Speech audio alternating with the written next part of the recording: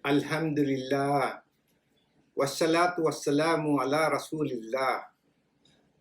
Our distinguished resource persons, friends, ladies and gentlemen. Assalamualaikum warahmatullahi ta'ala wabarakatuhu. The first thing that I would like everyone to realize at the very outset of this activity is the amazing fact that you are taking part in something monumentally historical. Some of you may not have realized it yet, but pause for a moment. Can you imagine how pivotal your role is today in charting the new course for education in the Bangsamoro? Just thinking about it sends shivers down my entire nervous system. I am excited, optimistic, and inspired all at the same time. It's just a mixed bag of emotions that I can hardly put into words. And I only wish that you feel the same. Because I think if we can just internalize how we are about to change education forever in the Bangsamoro, we would be dumbfounded, honored, and humbled to be part of the task at hand. Ladies and gentlemen, you are about to make history, and I am so glad to be part of it with my fellow Tawi-Tawians. Alhamdulillah. This consultation is an epitome of how the people in the community is in essence the parliament. I am not just saying that as a political statement or as a forced sense of humility. Really, in essence, you are the parliament. I am merely your representative there, as all members are. You are the ones we work for after Allah subhanahu wa ta'ala.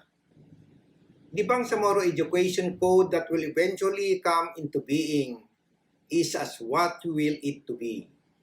That's why we are here today, doing what the other provinces of Barm are doing simultaneously. We are here to ask you how you want your education code to be. You need to decide what kind of education your children will wake up to tomorrow. What will make the Bangsamoro Education Code unique? Let us remind ourselves that this piece of legislation is the product of almost 500 years. That's almost half a century of jihad.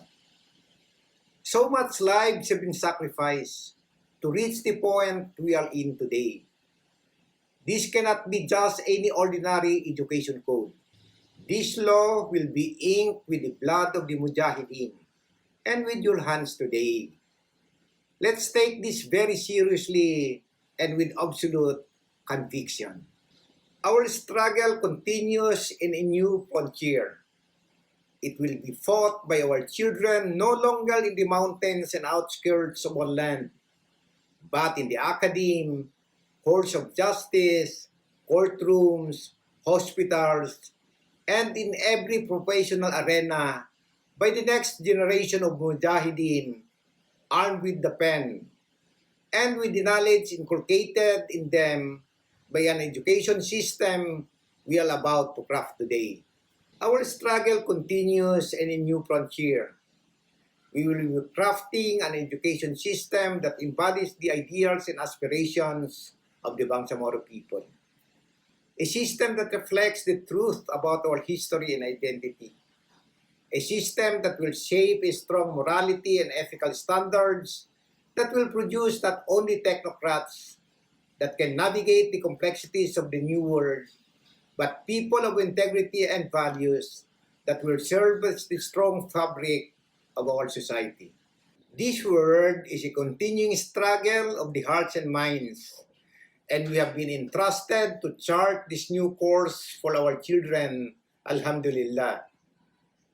Lastly, I apologize for not being physically there with you today. I miss Tawi-Tawi, and I miss the lovely people there. I miss you all. But this COVID-19 pandemic has restricted my travel. Being already a senior citizen, that has reminded me that I am already in my twilight years. All my life, I've been part of the education system, especially of our province. From being an instructor, a professor, a director, a dean, a chancellor, and now this, a chief of the consultation panel for Tawi-Tawi and crafting the Bangsamoro Education Code. This means so much to me. I am glad that before I leave this world, I get to be a part of this with you. Subhanakallahumma wa bihamdik, asyhadu la ilaha illa anta, astaghfiruka wa atubu ilaik.